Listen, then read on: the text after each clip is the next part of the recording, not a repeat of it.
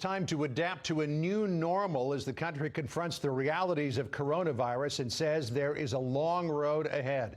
Joining us now is the former director of the Centers for Disease Control, Dr. Tom Frieden. Dr. Frieden, welcome back to Fox News Sunday. And on a personal level, good to see you. We interacted a lot when I was in Atlanta. Both of us were there. Good to see you again.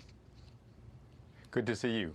So let me ask you, first of all, where do you think we are heading with this? With the number of infections rising, where on the infection curve are we? Are we expecting tens of thousands of cases in the next few days and weeks, or are we expecting hundreds of thousands of cases? Well, first off, we're in different places in different parts of the U.S. and different parts of the world, and that's why it's so important that state and local health departments and governments have a key role here in tracking what's happening locally, not only with the virus, but with the healthcare system, and advising people on what to do. Here in New York City, where I am today, we are really telling everyone, stay home. And in New York City, where the hospitals are getting overwhelmed, we're saying if you have mild illness, don't get tested. Stay home, because it's not going to change anything. Even if you're positive, we're going to say stay home.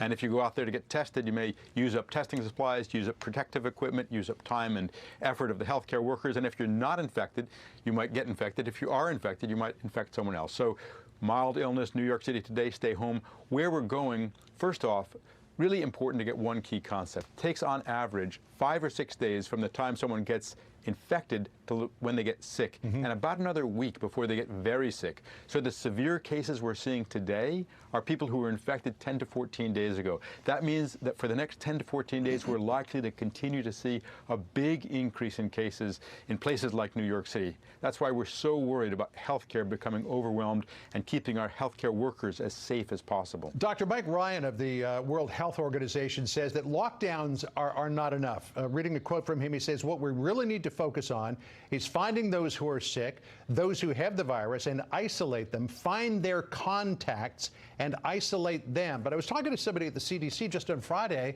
who told me that CDC is not really doing a whole lot of contact tracing anymore because now the disease is so widespread.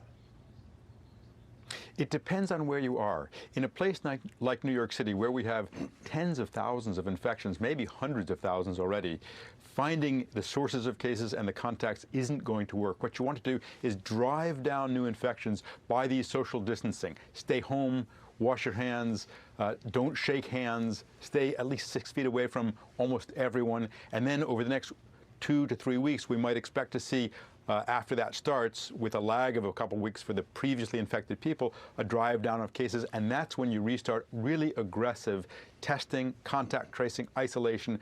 Ultimately, what you want to do is tamp down cases. And anywhere in the country, anywhere in the world where cases are just coming in, you want to try to find the new cases, anyone who's sick, isolate, identify the contacts so that they can be quarantined and isolated if they become sick.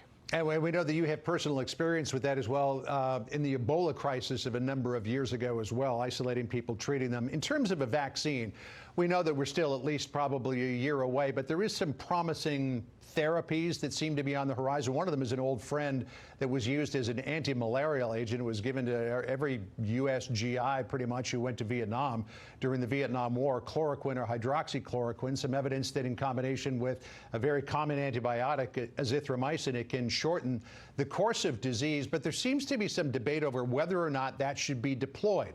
President Trump, very bullish on it. Dr. Anthony Fauci of the National Institutes of Allergy and Infectious Disease, a little more circumspect. Let's listen to both of them talking about it here.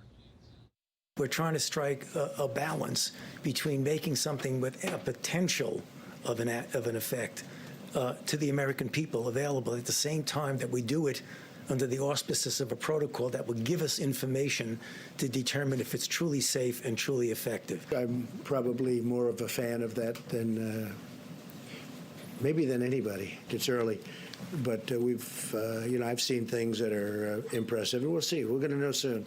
We're going to know soon, including safety. So the president has said, Dr. Frieden, what the hell do you have to lose? We've got this treatment, we've got this drug that's out there. We've known it for almost 70 years now. Do you think it should be tried? Should it be deployed?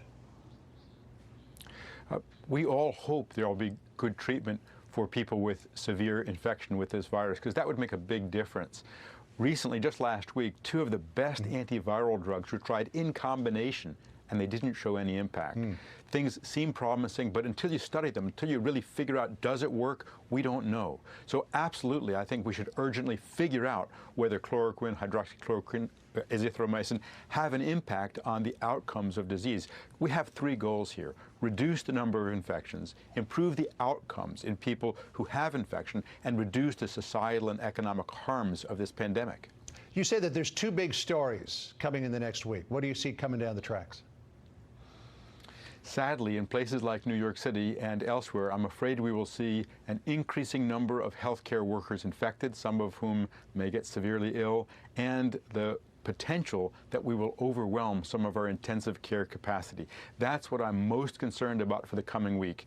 The models that we've seen and the trends that we're seeing are extremely concerning. Remember, I said it's about 7, 10, 14 days from the time of infection to severe illness. That means the severe illness we're seeing now was a result of infections that happened almost 2 weeks ago. And in those last 2 weeks, there's been an escalating number of cases. So the possibility of having tremendous stress on our healthcare system, our intensive care units, our nurses, our doctors, transporters, everyone who works in the healthcare system, and with that, more risk of infections in healthcare, more risks of patients dying.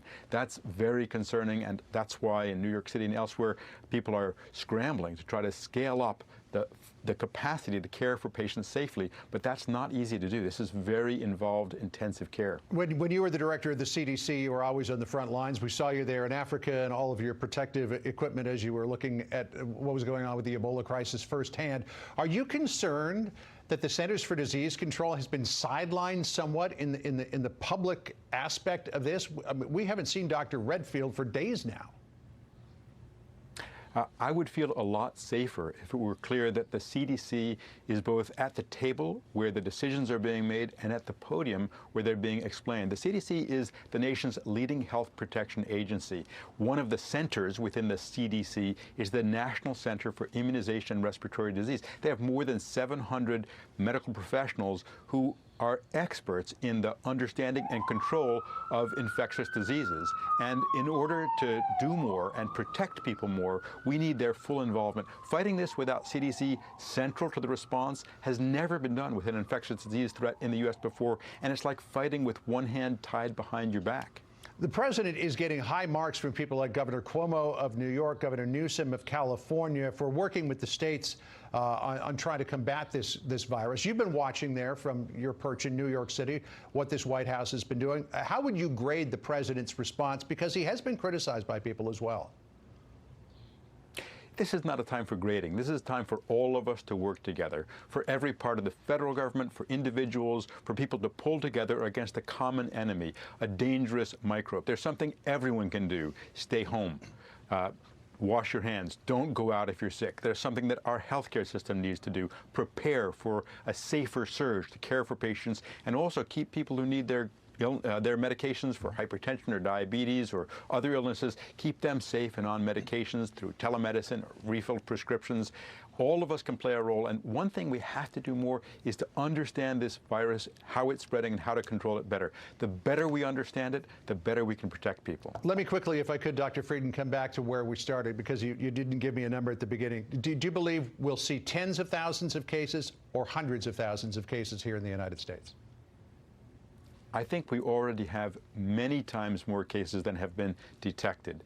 In places like New York City, we already have tens or hundreds of thousands of infections. There's no doubt from the information that we're seeing.